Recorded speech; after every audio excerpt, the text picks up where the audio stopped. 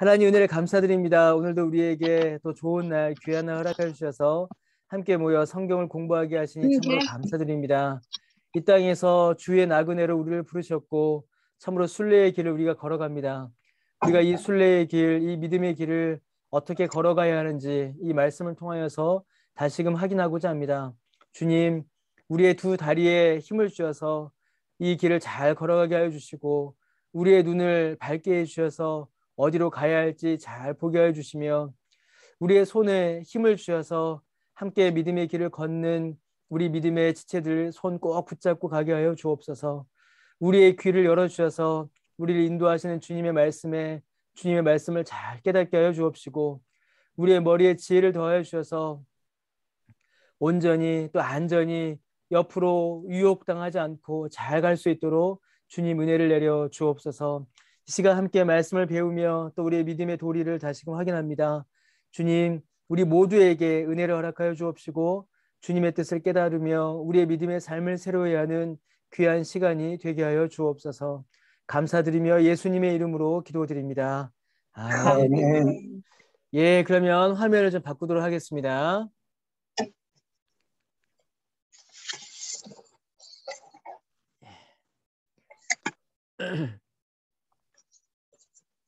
예, 잘 보이시죠? 네. 네. 그러면 오늘은 이제 2장 4절부터 10절을 보도록 하겠습니다. 이게 오타입니다. 이게 3번이 아니라 4번이에요. 큰 넘버는 4번입니다. 여러분, 우리가 이제 쭉 봐왔는데요. 전체 개요를 한 번만 짚고 가겠습니다. 전체 개요. 인사말, 베드로가 성도들을 부르죠. 너희들은 하나님의 자녀이며 흩어진 나그네다. 성도들의 정체성을 이렇게 설명했습니다. 인사말에서. 그래서 흩어진 나그네로서 천국 향하여서 어떻게 이 길을 걸어가야 하는가. 그 정말 필그림이죠. 필그림. 순례자. 정말 순례자로서 이 믿음의 길을 어떻게 걸어가야 하는가를 이제 내가 이야기하겠다라고 베드로가 이렇게 부릅니다. 그러면서 우리가 걸어가야 될 길이 있는데 먼저는 산 소망을 주신 하나님을 찬양하면서 이 길을 걸어가야 합니다. 여러분, 이 부분이 우리 가운데 분명하게 자리 잡을 때에 우리가 지치지 않고 또 혹은 지칠 때에 다시 힘을 낼 수가 있습니다. 그리고 더하여서 우리에게는 고난이 닥쳐온다라고 이야기했고요. 고난 중에도 우리는 하나님의 뜻, 하나님의 말씀을 깨닫는 은혜를 누린다라고 이렇게 이야기합니다. 베드로가 찬양, 고난, 그 다음에 말씀, 이 세 가지가 우리가 걸어가는 이 나그네 길에 어떻게 할까요? 동반자다라고 이렇게 이야기를 해요. 찬양하며 또 고난을 견디며 말씀을 붙잡고 나아가자 이렇게 돼요. 자, 그러면서 우리가 이 길을 나아갈 때에 또 우리가 알아야 될 것이 있는데 우리는 거룩한 사람이 되어서 이 길을 가야 합니다. 우리를 주께서 부르셨다라는 말 자체가 우리는 이제 거룩한 사람이다라는 거예요. 여기서는 거룩한 사람다운 삶, 거룩한 사람답게 살아가라라는 거죠.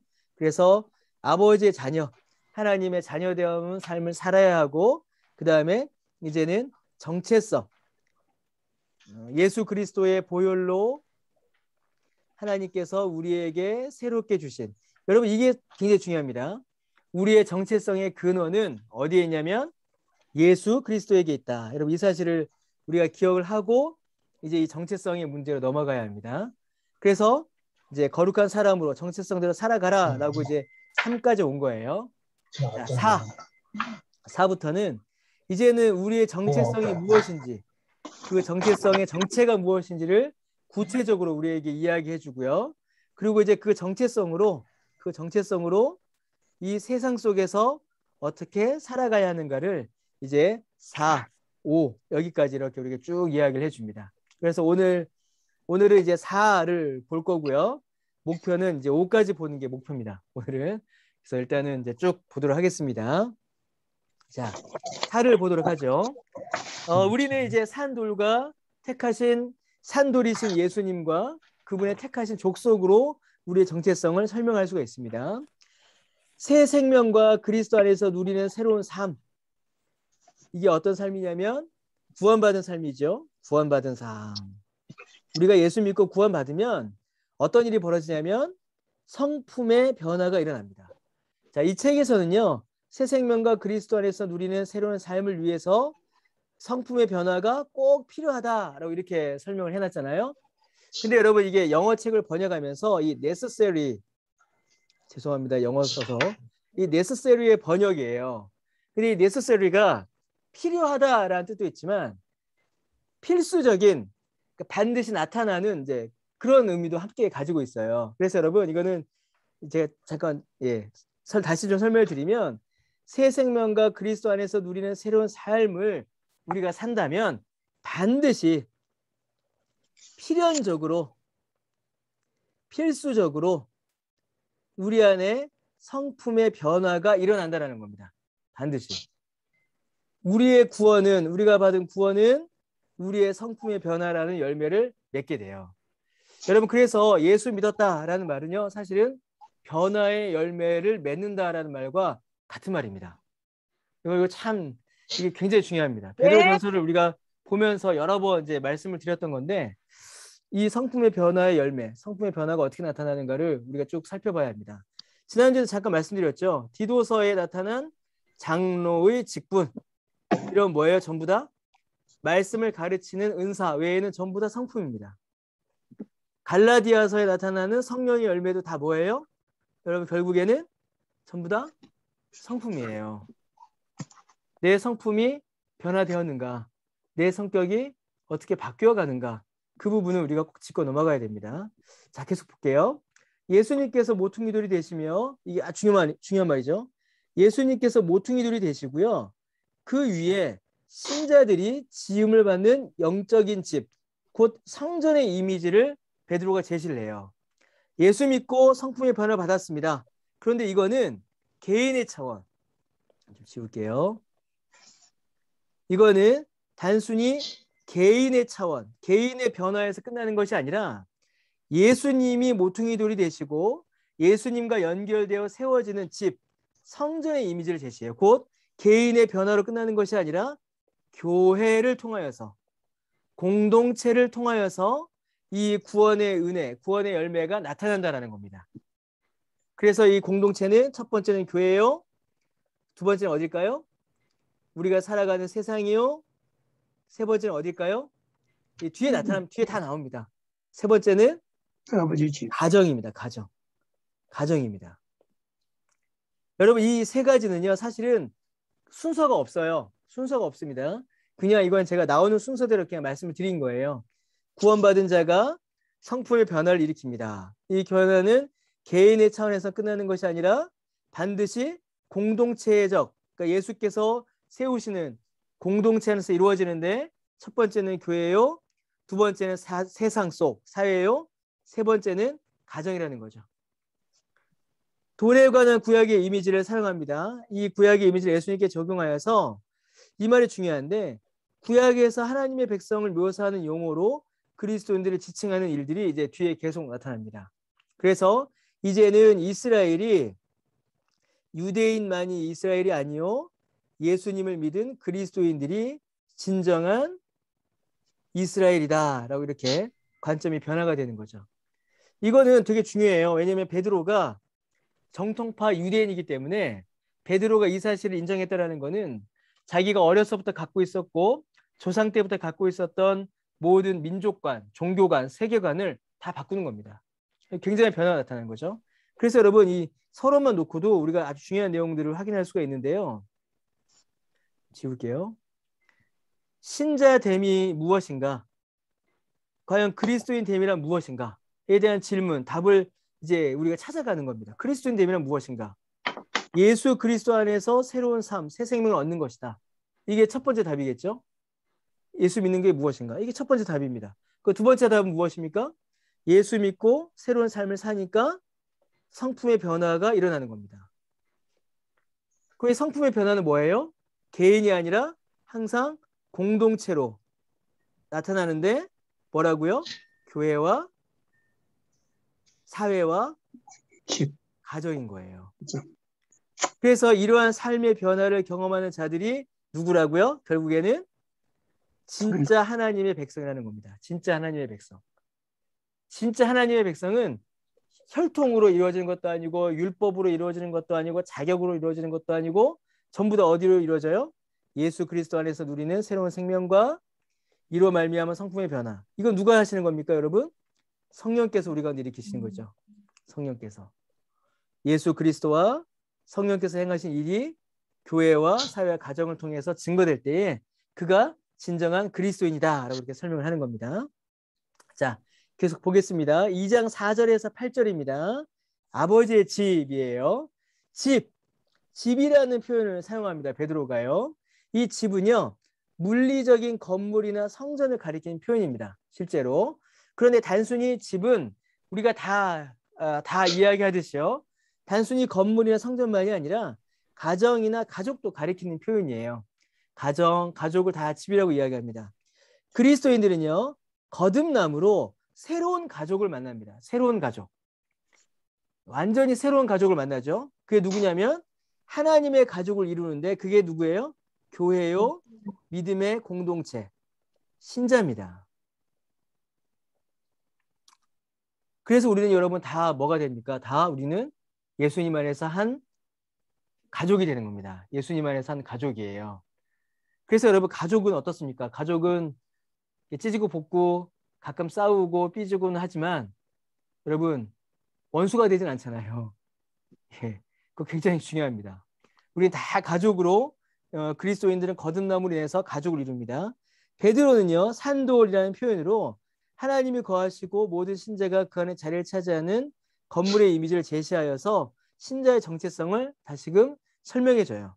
신자를 가리켜서 아버지의 집이다라고 말하는 겁니다. 자, 4절과 5절 여러분 보이시죠? 제가 너무 빨갛게 칠해놔갖고 여러분 빨간색이 좀 어떠신지 모르겠습니다. 이게. 자, 4절과 5절 여러분 보이시죠? 자, 같이 한번 읽어보겠습니다. 소리 안 나셔도 같이 읽으시겠습니다. 자, 시작. 사람에게는 버림바가 되었으나 하나님께서는 택하심을 입은 보배로운 산돌이신 예수께 나아가 너희도 산돌같이 신령한 집으로 세워지고 예수 그리스도로 말미암아 하나님이 기쁘게 받으실 신령한 제사를 드릴 거룩한 제사장이 될지니라. 여러분 4절에서 5절이 우리의 변화된 정체성을 설명해 줍니다. 사람에게 버림바가 되었으나 하나님께는 택하심을 입은 보배로운 산돌이신 예수님. 예수님에 대한 설명이에요. 여러분 예수님은 사람에게는 버림바가 되셨죠. 그래서 사람들에게 박해받으시고 고난당하시고 십자가에 달려 죽으셨습니다. 그런데 예수님은 사람에게는 버림바가 되었으나 누구에게는요? 하나님께는 택하심을 입으셨어요. 그래서 하나님께서는 예수님을 버리지 않으셨습니다. 하나님께서는 예수님을 버리지 않으시고 예수님을 무엇으로 만드셨냐면 보배로운 산돌로 예수님을 택하셨어요. 그래서 예수님은 보배로운 산돌이십니다. 살아있는 돌이에요. 생명의 돌입니다. 생명의 돌. 보배로운 산돌이에요. 그런데 예수님이 산돌이니까 어떤 일이 벌어졌어요? 예수님이 산돌이니까 그 예수님께로 나아간 우리도 뭐가 되는 겁니까? 산돌이 되는 거예요. 산돌. 생명에 있는 돌. 생명에 있는 돌이 되는 겁니다. 그래서 돌은 여러분 어디에 쓰냐면 집을 세워요. 집을 세우는 겁니다. 여기서 쓰는 돌은 벽돌이 집을 세우는 돌이에요. 그러니까 보배로운 산돌이신 예수님, 성전을 세우시고 하나님의 나라를 이루시는 그 예수님께 우리가 나아가면 우리도 예수님처럼 산돌이 된다라는 거예요. 예수님이 산돌이시니 예수님을 믿는 우리도 산돌이 되는 겁니다. 살아있는 돌, 생명이 있는 돌.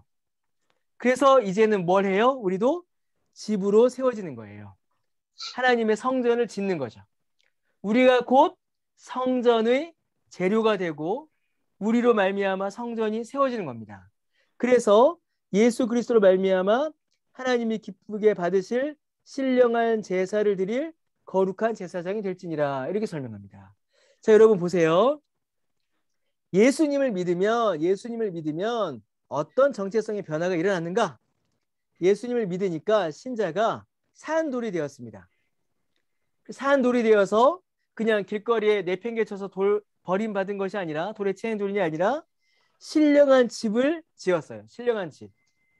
이 신령한 집은 성전입니다. 성전. 그리고 그 성전 안에는 누가 거하세요, 여러분? 예수. 예, 구약 성경을 보면요. 구약 성경을 보면 성전에 속죄소 하나님. 위에 누가 임재하십니까? 하나님이 하나님. 임재하시잖아요. 그래서 우리는 더 이상 세상에 굴러다니는 돌멩이처럼 버림받은 자들이 아니라 신령한 집이 된 거예요. 우리 자체가. 그래서 우리 안에 누굴 모시게 되었습니까? 예수님. 하나님을 모시는 영광을 품게 된 거예요. 그래서 여러분, 우리의 속을 쫙 열어보면 우리 안에 누가 계세요? 우리 안에? 표현이 그렇습니다. 우리 안에 하나님이 거하시는 거예요. 우리 심령 안에. 그래서 하나님께서 우리 안에 성령으로 임하시는 겁니다. 성령 하나님께서 우리의 심령 안에 거하시잖아요. 그래서 우리는 하나님을 모시는 하나님의 영광을 품은 신자요 교회가 되는 겁니다. 그래서 여러분, 우리의 속을 끄집어내면 이제 뭐가 드러납니까? 우리가 예수 믿기 이전에는 우리의 속을 끄집어내면 뭐만 나왔어요? 우리의 속사람, 죄와 욕심과 미움과 썩어 문드러져가는 고통과 슬픔과 분노와 애통이 우리의 속에 있었다는 거죠. 여러분, 그거 우리가 품고 살았잖아요. 여러분, 그렇지 않으셨습니까? 한 민족을 가리켜서 한의 민족이라고 하잖아요. 한을 우리가 품고 살았단 말이죠. 그래서 우리의 속을 딱 뜯어보면 우리 안에 예전에 그것만 보였어요. 그런데 이제는 우리가 집이 된 겁니다. 신령한 집. 집에는 누가 살잖아요. 근데 우리 안에 누가 사세요? 하나님이 사신다는 거예요. 하나님이. 그래서 이제는 우리의 속을 열어보면 이제 누가 보이는 겁니까? 하나님의 영광이 보이는 거예요. 하나님의 영광이. 아, 저 사람 참 속을 모르겠어. 그런데 이제는 우리가 속을 알 수 있는 사람이 된 거예요. 우리의 속을 열어보면, 우리의 속을 들어가 보면 누가 보인다? 성령님이 보인다. 그런 우리의 신자의 교회라는 거죠. 근데 거기서 그치지 않고 우리를 가리켜서 뭐라고 하시냐면 거룩한 제사장이 됐다라고 이야기해요. 거룩한 제사장. 여러분, 이게 전부 다 지금 성전의 이미지입니다. 성전에는 건물로서의 성전이 있고 그 안에 하나님이 임재하시고 성전을 섬기는 누가 있냐면 제사장이 있잖아요. 제사장.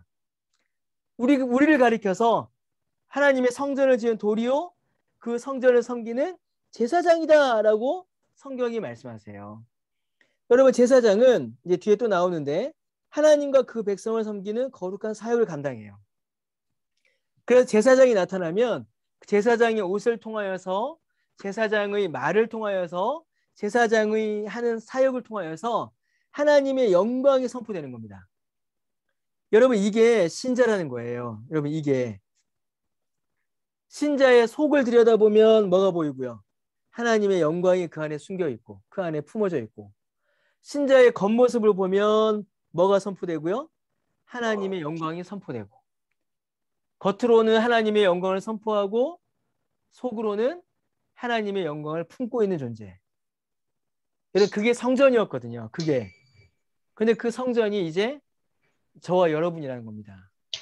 그래서 여러분, 그 성전, 예전에 한번 말씀드린 적이 있는데 성전을 지을 때 금으로 막 성전을 짓잖아요. 그리고 요한계시록에 보면 우리가 거하게 될 영원한 그 새하늘과 새 땅, 저 천국도 많은 보석으로 지어져 있거든요. 근데 천국을 짓는 그 보석, 영원한 천국을 건축하는 그 보석이 누구냐면 바로 저와 여러분인 거예요, 여러분. 이거 굉장히 중요합니다. 천국은 황금으로 지어졌대. 그래서 천국에 가면은 아주 휘황찬란하고 화려하대. 여러분, 이거는 반만 맞는 말이에요. 반만 맞는 말. 왜냐하면 그 천국을 휘황찬란하게 하고 천국을 아름답게 하는 그 황금, 그 보석이 누구예요? 바로 우리입니다. 우리. 저와 여러분이에요. 저와 여러분. 저와 여러분이 천국을 아름답게 하는 보석이에요. 그러니까 여러분, 보석은 빛을 받아서 빛을 반짝반짝 비추잖아요. 빛을 반사해서. 그러니까 천국에 하나님의 영광, 예수 그리스도의 영광이 충만한 겁니다. 해같이 빛나요. 하나님의 영광이. 그런데 거기에 여러분, 이런 돌멩이를 갖다 놓으면 빛을 반사 안 하잖아요. 그렇죠? 근데 보석을 갖다 놓으면 어떻습니까? 빛을 반사해서 반짝반짝반짝 빛나잖아요. 그게 천국의 영광이라는 겁니다. 그게 우리가 나중에 입게 될 우리의 모습이라는 거예요. 그래서 여러분, 지금은 우리가 비록 피곤하고 약하고 또 때로는 좀 우리가 모자라고 어떨 때는 좀 취해 보일 때도 있습니다. 그러나 천국에서는 하나님 보시기에는 우리가 그 어떤 보다도 아름답다라는 것을 여러분 꼭 좀 기억해 주셨으면 좋겠어요. 이게 왜 제가 좀 이걸 자꾸 말씀드리면 뒤에 가면 무엇이 진정한 아름다움인가라는 말이 나와요. 뒤에 가면. 이제 그때 또 다시 설명드릴게요. 조금만 설명드리겠습니다. 산돌은 하나님의 아들을 믿는 자들에게 생명을 주기에 부활하신 예수 그리스도를 가리켜요. 우리를 가리켜서 산돌같이 신령한 집으로 세워졌다라고 말합니다. 하나님의 위대한 구속 계획 가운데에 신자들의 자리가 어디인가 그것을 우리에게 알려줘요. 여러분, 우리는 산돌들입니다. 유일무이한 산돌이신 예수님과 우리는 산돌들로서 나란히 배치돼요. 그래서 신자들과 예수 그리스도 사이의 친밀한 관계와 양자가 공유하는 인간 본성을 보여줍니다. 예수님, 우리가 사람의 몸을 가졌듯이 예수님께서도 우리와 동일한 사람의 몸을 가지셨고 예수님과 우리가 연결되어서 돌담을 쌓아가듯이 예수님과 우리가 연결되어서 예수님이 머릿돌이 되시고 우리가 그 옆에 붙어서 거룩한 성전을 짓는다라는 겁니다. 산돌들, 우리를 가리키죠. 산돌들은 분리된 채 무더기로 쌓여 있거나 벌판에 여기저기 흩어져 있지 않습니다. 모든 돌이 하나님 아버지의 신령한 집에서 자기의 자리를 차지하고 있어요. 그래서 여러분, 구약 백성들은 땅을 기업으로 받아서 천국에 가면 내 집이 있을 거야 라고 믿었잖아요. 근데 신약 백성은 우리는 어떻게 믿습니까? 내가 저 천국의 벽돌이야가 되는 거예요. 내가 저 성전을 짓는 산돌이야. 그 사실이 천국에 우리의 기업이 있음을 보증하는 약속이 되는 겁니다. 너무나 중요해요. 그래서 여러분, 천국에도 우리의 자리가 있습니다. 이미 있습니다. 신령한 집안에 있는 산돌로서 신자들은 그래서 우리는 연합되어 있어요. 우리는 하나 한 명 이렇게 연합되어 있습니다. 그래서 만약에 한 명이 무너지거나 한 명이 빠져버리면 어떻게 돼요, 여러분? 우리도 다 무너지게 되는 거예요. 벽돌로 쌓은 담이 그렇게 되듯이 말이죠.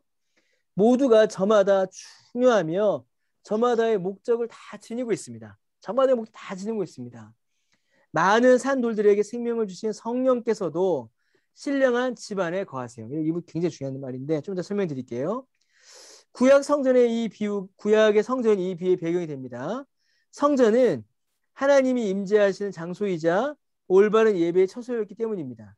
구약의 성전에서 짐승을 제물로 바쳤지만 이 신령한 집에서 신자들은 제사장들로서 하나님이 기뻐 받으실 신령한 제사를 하나님께 드리게 됩니다.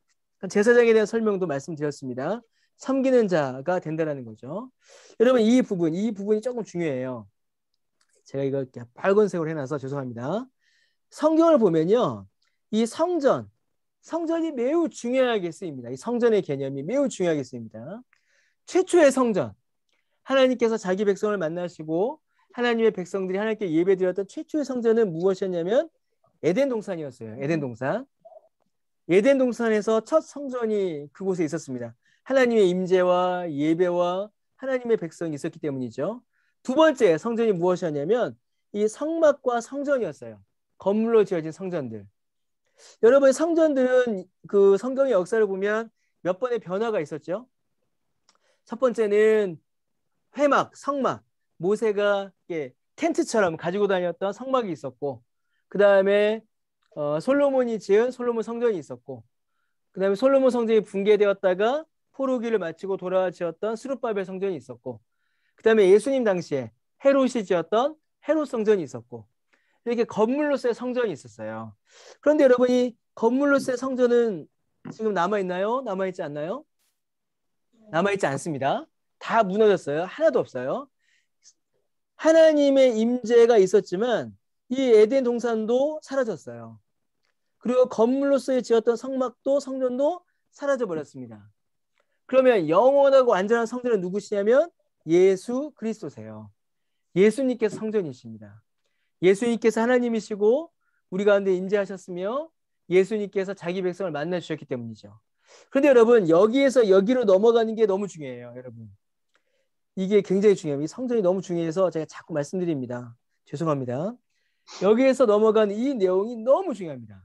곧 예수님이 성전이신데 우리에게 성령을 부어주시고 고린도전서 3장 16절에요. 우리 안에 성령이 거하심으로 이제는 우리도 성전이 된 거예요. 우리도. 예수님께 믿음으로 연결되어 그 성전의 성격이 확장되었고 단순히 그것이 아니라 성령께서 우리 가운데 임재하심으로 우리 가운데 충만히 거하심으로 우리도 이제 성전이 된 겁니다. 이 내용을 베드로가 뭐라고 하냐면 산돌같이 신령한 집이다라고 베드로 전서에서 우리에게 설명해 주는 거예요. 그러면 여러분 우리의 모임, 여기 자꾸 너희라는 표현이 쓰이는데 우리의 모임, 신자의 모임인 교회는 여러분 뭐가 되겠습니까? 신자의 모임인 교회는 성전 중에 성전이 되는 겁니다. 이거 매우 중요한 개념입니다. 여러분 교회를 가리켜서 성전이라고 하나요? 안 하나요? 요즘에는? 안 하죠. 요즘에 교회를 가리켜 성전이라고 안 해요. 그래서 교회에서 성전이라는 용어를 쓰면은 괜히 뭐 틀린 것처럼 이야기합니다. 여러분 교회에서 성전이라는 용어를 잘못 사용하는 데가 있습니다. 분명히. 뭐냐면 어떤 건물 혹은 어떤 어떤 예배당을 성전이라고 하는 거는 그거는 틀린 개념이에요, 여러분. 건물로서의 성전은 사라져 버렸습니다. 그래서 어느 건물에도 성전이라는 이름을 붙일 수가 없어요. 그런데 교회는 성전입니다. 왜 교회가 성전이에요? 왜 교회가 성전이냐면 성전인 우리. 아이고, 지우면 안 되는데. 예, 성전인 우리. 예수 그리스도께서 성전으로 만들어주신 우리가 모이는 곳이기 때문에 교회는 뭐예요? 성전이 되는 겁니다. 그래서 교회가 성전인 이유는 성전인 그리스도인들이 모였기 때문에 성전이다. 그래서 우리가 곧 교회요, 우리가 곧 성전이다. 그렇게 우리의 정체성을 기억하시면 되겠습니다.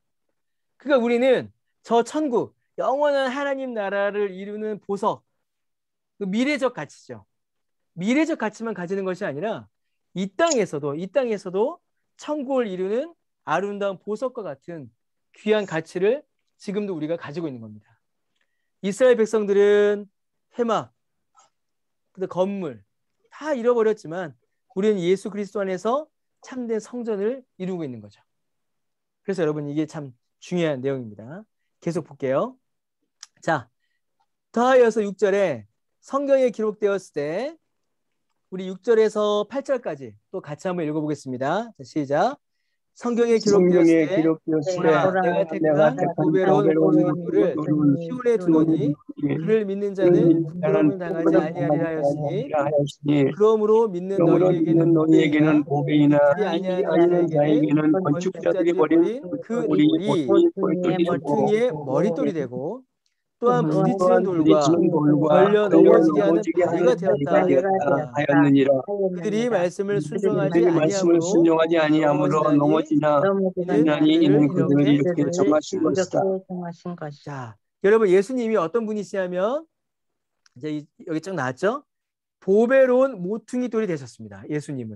예수님을 하나님께서 택하신 보배로운 모퉁이 돌이세요. 그래서 다른 산돌들을 불러 모아서 그 모퉁이 돌을 중심으로 해서 하나님의 성전을 지으시는 겁니다. 그래서 여러분 성경에 보배로운 모퉁이 돌 예수님을 시온에 두었다. 시온은 구약 성경에 보면 다윗성이요 왕의 성이거든요. 예수님을 통하여서 성을 짓는 거예요. 자, 그런데 이제 그 복을 누립니다. 어떤 복을 누려요? 보배로운 모퉁이 돌에 연결되어 그를 믿는 자, 예수님을 믿는 자는 뭘 당하지 않아요? 부끄러움을 당하지 않습니다. 부끄러움을 당하지 않는다. 여러분 이 부끄러움은 뭘 이야기하냐면 마지막 최후 심판 때에 주님 앞에서 당하게 될 부끄러움이에요. 최후 심판 때 주님 앞에서 부끄러움을 당하면 여러분 어떻게 됩니까? 지옥 가는 겁니다. 영원한 심판으로 빠지는 거예요. 그러나 그 보배로운 모퉁이 돌을 믿는 자, 예수님 믿는 자는 당하지 않는다는 거예요. 그래서 이 모퉁이 돌이 두 가지 역할을 합니다. 두 가지를 하세요. 첫 번째, 믿는 너희에게는 뭐가 되셨어요? 예수님이 보배가 되셨습니다. 보배. 정말 귀한 보배. 그래서 우리의 모퉁이 돌이 되셨고 우리의 머릿돌이 되셔서 머릿돌이 되셔서 우리의 보배가 되셔서 우리를 영광의 나라로 이끌어 주셨고 우리를 영광스럽게 하셨어요. 그러나 계속 볼게요. 믿지 아니하는 자에게는 건축자들이 버린 그 돌이 모퉁이의 머릿돌이 되셨습니다. 그래서 예수님이 우리를 통하여서 주님의 교회 성전을 지으셨어요. 그런데 믿지 않는 자들에게는 어떻게 되었는가? 믿지 않는 자들에게 어떻게 되었는가? 믿지 않는 자들은 예수님을 버린 돌 취급하였고 그 버린 돌 대신 예수님이 무엇이 되셨냐면 뭐가 되셨어요? 부딪히는 돌과 걸려 넘어지게 하는 바위가 되셨습니다. 여러분 이게 좀 특이한 표현이죠. 예수님이 우리에게는 보배로운 모퉁이 돌 머릿돌이 되셔서 예수님에 연결된 우리로 하여금 성전을 짓게 하시는 그 영광을 주셨는데 예수님을 버린 자들, 예수님을 거부한 자들에게는 예수님이 뭐가 되셨다고요? 부딪히는 돌과 걸려 넘어지게 하는 바위가 되었어요. 그래서 불신자들은 예수님의 그 구원의 은혜를 받지 않은 자들은 어떻게 될까요? 예수님의 이야기를 들으면 부딪히고 예수님의 이야기를 들으면 걸려 넘어져서 예수님을 거부하게 됩니다. 그래서 말씀을 순종하지 않아요. 복음을 거부하게 되는 겁니다. 너무나도 뚜렷한 차이, 너무나도 분명한 차이가 예수님을 어떻게 대하느냐를 통하여서 우리 가운데 명확하게 나타나게 되는 거죠. 자, 계속 보겠습니다. 자, 그러면 이제 우리는 무엇이에요? 이제 우리는 여기 첫 번째는 예수님께 연결된 산돌이 되어서 우리는 예수님께 연결된 산돌이 되어서 하나님의 거룩한 집 성전을 우리가 지었습니다. 성전을 지었어요. 이게 4절부터 8절까지의 내용이었습니다. 우리는 산돌이 되어서 하나님의 성전을 짓는 자들이 되었다. 예수님이 우리의 머릿돌이 되셨고 우리의 보배가 되셨다까지 했어요. 자, 그러면 이제 우리는 또 무엇인가? 이제 우리는 산돌, 거룩한 돌인 동시에 이제 우리가 뭡니까? 하나님의 백성이다. 이건 이제 너무나도 유명한 본문이고 쉬운 본문이라서 쭉 넘어갈게요. 읽고 가겠습니다. 그리고 이제 우리는 하나님의 백성에 속하는 특권을 가집니다. 혈통도 아니고 율법도 아닌 예수 그리스도, 우리의 머릿돌이신 모퉁이돌이신 예수님을 믿고 그를 받아들임으로 하나님의 백성이 된죠. 그리고 베드로는 이스라엘을 가리키는 단어로 그리스도인들의 새로운 정체성을 다 바꾸어 설명합니다. 여러분 이거 몇 주 전에 제가 그 2부 예배 설교 중에 이거를 이제 그대로 한번 말씀을 드렸습니다. 자, 9절에서 10절 같이 한번 또 읽어보겠습니다. 자, 시작. 그러나 너희는 택하신 족속이요 왕같은 제사장들이요 거룩한 나라요 그의 소유가 된 백성이니 이는 너희를 어두운 데서 불러내어 그의 귀한 빛에 들어가게 하신 이의 아름다운 덕을 선포하게 하려 하심이라. 너희가 전에는 백성이 아니더니 이제는 하나님의 백성이요 전에는 긍휼을 얻지 못하였더니 이제는 긍휼을 얻은 자니라. 예수님 안에서 산돌이 되어 성전을 지었습니다. 자, 그러면 우리는 무엇인가? 우리는 무엇이냐면 정말로 진정한 하나님의 백성이라는 겁니다. 혈통적 이스라엘이, 혈통적 유대인이 하나님의 전을 짓는 하나님의 백성이 아니라 예수님을 믿는 우리가 하나님의 성전을 짓는 하나님의 백성이라는 거죠. 그래서 유대인들에게 주어졌던 모든 이름을 전부 다 예수 믿는 우리에게 줍니다. 여기 옆에서 여기부터 보실게요. 택하신 족속, 왕같은 제사장, 거룩한 나라, 그의 소유된 백성. 이거 전부 다 오직 이스라엘에게만 주어졌던 이름입니다. 이스라엘 중에서도 특별한 자들에게만 이 이름이 주어졌어요. 그런데 이 모든 이름은 하나님과의 관계를 설명하는데 이 모든 이름이 이제는 누구에게? 그리스도인들에게 주어졌다는 겁니다. 그리스도인들에게. 이제 우리의 정체성이 여기 있다는 거예요. 이렇게 설명이 되겠죠? 설교 때 말씀드린 거라서 짧게 말씀드리겠습니다. 택하신 족속은 오직 누구만? 원래는 오직 아브라함의 후손만 택하신 족속이었어요. 그래서 다른 민족이 받지 못하는 복을 받아 누렸습니다. 어떤 복이었죠? 설교 때 짧게 말씀드렸는데 어떤 복이었어요? 자녀가 자손이 하늘의 별처럼 땅의 모래처럼 많아지고, 그렇죠? 그 기업이 온 우주를, 온 땅을 덮고 복의 근원이 되는 그 복이 오직 택하신 족속 아브라함의 후손에게만 있었는데 이제는 누구에게 있다고요, 여러분? 우리에게 우리에게 있는 거예요. 우리에게. 그래서 여러분 우리의 자손이 많습니까, 적습니까? 나요. 엄청 많아요. 우리의 자손이. 어떻게 많아요, 여러분? 혈통적 자손을 말하는 게 아니겠죠? 예수 믿고 구원받은 모든 주의 백성들을 가리키는 겁니다. 그러니까 복음이 땅끝까지 선포되면서 그 하나님 나라의 지경이 땅끝까지 넓어지고 예수 믿고 구원받은 모두가 우리의 자녀요, 우리의 형제요, 우리의 가족이 되니 택하신 족속이 누리는 받는 복을 우리 모두가 받는 거잖아요. 그래서 우리가 뭐가 됐습니까? 우리야말로 친정한 복의 근원이 되는 거죠. 왜냐하면 우리가 예수 그리스도의 생명의 복음을 증거하기 때문입니다. 그러니까 여러분 좀 이렇게 자긍심을 가지셔야 돼요. 자존감, 자신감을 가지셔야 돼요. 예, 우리는 누가 뭐래도 인류 역사 가운데 가장 복받은 사람들입니다. 베드로가 지지난 주죠. 선지자들도 천사들도 흠모하였던 그 직분.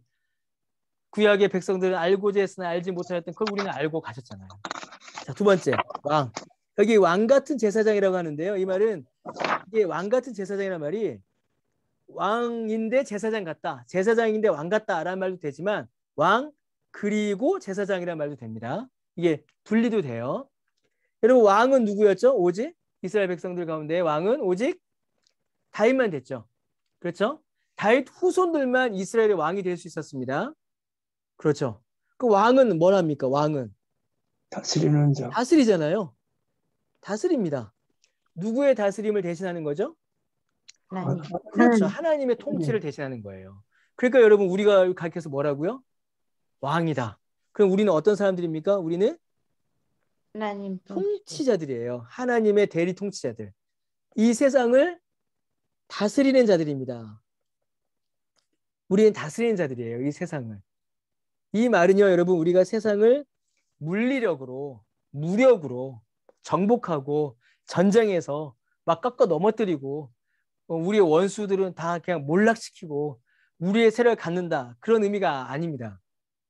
예수님께서 여러분 그렇게 이 세상을 다스리지 않으셨잖아요. 여러분 예수님께서 이 세상 계신 동안 3년 동안 어떻게 다스리셨어요? 전쟁으로 칼과 창으로 막 무력으로 힘으로 다스리셨습니까?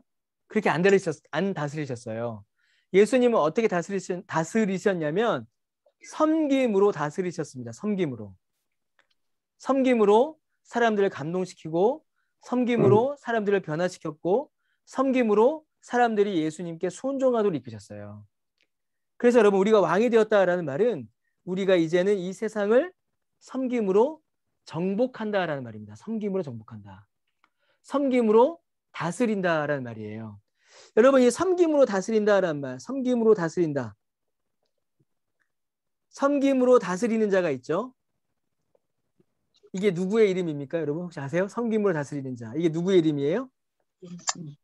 이게 누구의 이름이냐면 이게 장로의 이름입니다. 장로. 예, 신약성경 여러 곳에서 언급되고 많은 우리 믿음의 조상들이 뭐라고 설명하냐면 섬김으로 다스리는 자라고 하셨어요. 여러분 그 최동훈 장로님 기억 안 나십니까? 최동훈 장로님 임직하실 때 지금 제 화면에 최동훈 장로님만 보이셔서 우리 그때 김명호 목사님 기억나시죠? 김명호 목사님께서 설교하실 때 이렇게 설교해 주셨거든요. 장로는 다스리는 자, 굴림함으로 다스리는 자가 아니라 예, 섬김으로 다스리는 자라고 그때 김명호 목사님 그때 설교해 주셨거든요. 그게 바로 이겁니다. 이게 왕 같은 제사장, 왕 같다라는 말이 바로 거기서 오는 겁니다. 그래서 신약 성경 여러 곳에서 또 많은 부분에서 이렇게 이해해요. 그러면 여러분 장로님들만 이렇게 섬김으로 다스리시면 되나요? 장로님들만?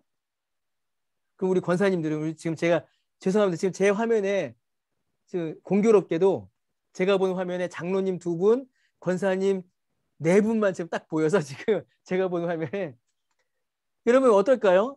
장로에게만 이게 적용되는 이름일까요?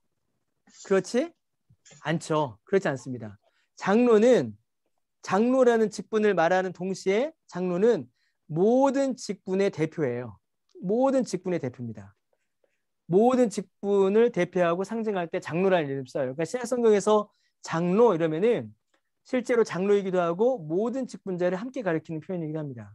그러니까 여러분 왕으로 다스린다, 성경으로 다스린다는 말은 장로요 모든 직분자들, 우리 모두에게 주어진 이름인 거죠. 그러니까 여기서 뭐라고 합니까? 너희라고 하잖아요. 너희. 장로들만이 아니라 너희 모두라고 하잖아요. 예수 믿는 모든 우리에게 이 직분이 주어진 겁니다. 그 다음에 우리는 제사장입니다. 그래서 이 제사장의 이름은 오직 아론, 레위 지파만 받았는데 우리에게 주어졌어요. 그러면 제사장은 뭐래요? 제사장은 아주 중요한 건데 예배자입니다. 예배자. 제사장은 하나님께 예배하는 자요. 그 다음에 예배를 돕는 자예요. 그래서 우리에게 주어진 특권이자 의무, 우리에게 주어진 특권이자 의무가 무엇이냐면 예배입니다. 예배. 하나님께 예배 드리는 겁니다. 그 다음에 그의 소유된 백성이다 라고 말씀하시죠. 그의 소유된 백성이다. 이건 모세 때 이스라엘만이 받았던 이름인데 이제 우리는 하나님의 소유가 되었다는 겁니다. 그래서 우리의 주권이 누구에게 있습니까, 여러분? 우리의 주권은 우리에게 있지 않고 하나님께 있어요. 이 말은 무엇이냐면 하나님께서 우리를 보호하시고 인도하신다는 겁니다. 광야 같은 인생길에서. 자, 택하신 족속이다 라는 말 뭐라고요? 우리가 복의 근원이다 라는 말이에요. 왕 같은 제사장이다. 왕은 무슨 말이라고요? 섬김으로 우리는 다스리는 자들이다 라는 얘기예요. 제사장이다 라는 말은 뭐라고요? 우리는 예배자이다 라는 말입니다. 예배자요, 예배를 돕는 자이다. 그의 소유된 백성이다 말은 뭐라고요? 하나님께서 우리를 보호하시고 인도하시고 저 천국까지 우리를 이끌어 가신다. 이스라엘 백성들이 광야를 지나갔듯이. 그러니까 여러분 보세요. 이 전부 다 지금 어디에 있습니까? 전부 다 지금. 이게 다 어디냐면요, 여러분. 다 출애굽기에 있어요. 다 출애굽기에 있잖아요, 여러분. 그러니까 정통파 유대인인 베드로는 구약의 자기의 조상들이 겪은 모든 은혜의 역사들을 다 끄집어와서 이야기를 하는 겁니다. 그래서 여러분 우리가 새벽마다 출애굽기를 지금 보는데 그거 그냥 보시면 안 됩니다. 그 말씀이 다 여기에 이어지고 있어요. 우리의 정체성을 우리가 받은 복을 다 우리 가운데 설명해 주고 있습니다. 그래서 출애굽기도 빨리 우리가 강의 제가 해야 되는데 언제 할 수 있을지 모르겠습니다. 자, 그래서 이제는 어떻게 됐어요? 전에는 하나님의 백성이 아니었는데 이제는 뭐라고요? 하나님의 백성이다. 아주 중요한 걸 제가 빼먹고 갔네요. 이렇게 우리를 부르신 이유, 이렇게 우리를 부르신 목적이 무엇입니까? 너희를 어두운 데서 불러내어 그의 빛에 들어가게 하시니 곧 하나님의 뭘요? 찬양. 아름다운 덕을 뭐합니까? 선포. 우리를 이렇게 부르시고 우리를 이렇게 만드신 이유, 목적은 어디에 있다고요? 하나님의 아름다운 덕을 어떻게 하는 겁니까? 선포하려.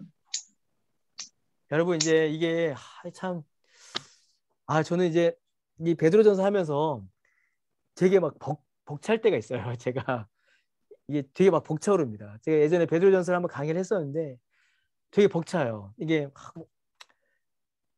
왜냐하면 보세요, 여러분. 자, 이게 사람입니다, 여러분. 사람처럼 보이세요? 사람으로 봐주세요. 네. 아까 우리가 보는 걸 가져와 보면요. 우리의 속을 열어보면 이 안에 뭐가 있다고요? 이 안에 하나님의 영광을 우리가 품고 있대요. 우리가 산돌로 하나님의 성전을 지었으니 우리가 성전이니까요. 우리가 하나님의 영광을 품고 있답니다. 우리가 성전이니까. 자, 그런데 또 우리 보고 뭐라고 했어요? 거룩한 제사장이래요. 그러니까 우리를 통하여서 뭐가 막 드러납니까? 하나님의 영광이 막 드러나는 거예요. 제사장이 화려한 옷을 입고 막 걸으면 야, 옷 예쁘다 하듯이 우리를 통해서 하나님의 영광이 막 뿜어져 나온답니다. 우리 안에는 하나님의 영광을 품고 있고 우리를 통해서는 하나님의 영광이 막 뿜어져 나오고 그런 우리를 가리켜서 우리가 살아가는 삶의 목적이 뭐라고요? 하나님의 덕을 하나님의 아름다움을 선포하는 거래요. 하나님의 아름다움을 선포하는 거. 그 여러분 이게 얼마나 벅찹니까? 저는 되게 막 이 구절, 특히 베드로전서 2장을 볼 때마다 제가 이렇게 좀 나이브하게 말씀을 드리면 막 무너졌던 제 자존감이 막 회복되는 그 은혜를 막 누려요. 막 이렇게 완전히 어떨 때는 막 무너지고 좌절하고 낙심할 때가 여러분 가끔 여러분 있지 않으세요? 가끔 있거든요.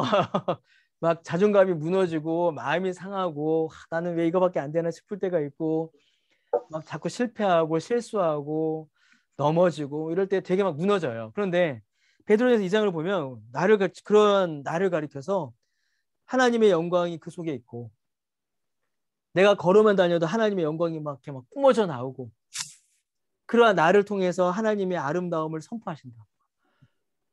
이런 걸 보면은 막 제가 막 자존감이 막 올라옵니다. 막 올라와요. 자존감이. 예, 여러분도 그런 은혜를 누리시기를 주님의 이름으로 간절히 축원합니다. 정말로. 아멘. 예. 그래서 이제 결정타를 딱 베드로가 때리죠. 너희가 전에는 뭐였다고요? 공일이 백성이 없다. 아니었다. 아니었던 너희는 이런 백성이 것과는 아니었던 상관없던 사람이었다라는 거예요. 예전에는 이런 거랑 상관없는 사람들이었는데 이제는 뭐라고요? 하나님의 하나님 백성이 백성이래요. 공의를 얻은 자다. 그리고 이제는 전에는 뭘 얻지 못했는데요? 하나님의 긍휼을 얻지 긍휼을 못했는데 얻지 못했는데 하나님께서 우리를 불쌍히 여기지도 않으시고요. 하나님과 우리가 아무 상관 없는 자였는데 이제는 하나님께서 우리에게 뭘 주셨습니까? 긍휼 긍휼을 주셨다는 거예요. 이 긍휼 여러분, 이 긍휼이 그냥 그냥 불쌍히 여겼다. 그냥 동정심을 가졌다. 그런 의미가 아닙니다, 여러분. 이 긍휼은. 여러분, 이 긍휼 안에는 뭐가 들어 있냐면 사랑, 예수 그리스도의 사랑, 사랑과 십자가와 보혈과 그의 살 찢으심과 부활과 승천과 지금도 하나님 보좌 우편에 앉으셔서 우리를 위하여 기도하심이 이 긍휼에 다 들어 있습니다, 여러분. 그러니까 하나님께서 우리를 긍휼히 여기신다라는 말은요. 아이고 아프지 힘내라. 단순히 그런 공감, 그런 위로, 그런 동정심이 아니에요, 여러분. 자기 아들을 십자가에 달려 죽으실 만큼 우리를 향하여 베푸시는 그 끝없는 사랑. 그리고 예수께서 우리를 흘리신 그 보혈, 그 찢으신 살, 이게 빨리 성찬을 해야 되는데요. 부활, 승천, 그 지금도 우리를 위하여 기도하시는 그 기도, 그리고 우리에게 보내주시는 성령, 이 모든 것이 이 긍휼이라는 말 속에 다 들어있는 겁니다, 여러분. 그러니까 얼마나 여러분이 놀랍습니까? 얼마나 놀라운지 몰라요. 예전에는 이런 거와 상관없이 살았는데 이제는 여기 부르셨고 이 긍휼도 주셔서 이제는 이 은혜로 살게 하신다는 겁니다. 그 은혜를 이제 우리가 받아 누린다는 거죠. 예. 2장 11절에서 3장 7절로 이제 넘어가 보고 싶은데요. 여러분 오늘은 여기까지밖에 못할 것 같습니다. 예, 시간이 벌써 훅 지나가 버려 갖고요. 제가 이게 또 시간을 제가 베드로전서를 짧아서 좀 여유를 갖고 하고 있습니다. 사실요. 솔직히. 그래서 너무 여유를 가지면 안 되는데 여유를 갖고 하고 있습니다. 예, 이 부분은 이제 2장 11절에서 3장 7절은 이제 정말 구체적으로 이제 우리가 어떻게 살아야 하는가에 대한 내용을 이제 다음 주에 다루거든요. 여러분 다음 주에 2장 11절, 3장 7절을 우리가 함께 보도록 하겠습니다. 여러분 혹시 오늘 나눈 내용들 중에 질문 혹시 있으실까요? 질문이나 혹시 나누고 싶으신 이야기가 있으시면 예 없으시죠? 예 없으신 걸로 알겠습니다. 예, 오늘도 너무 강수원 권사님 혹시 뭐 하실 말씀 있으셨던 거 아니에요? 아니에요? 예. 예, 오늘도 너무 고생하셨습니다. 예, 쓰셨고요.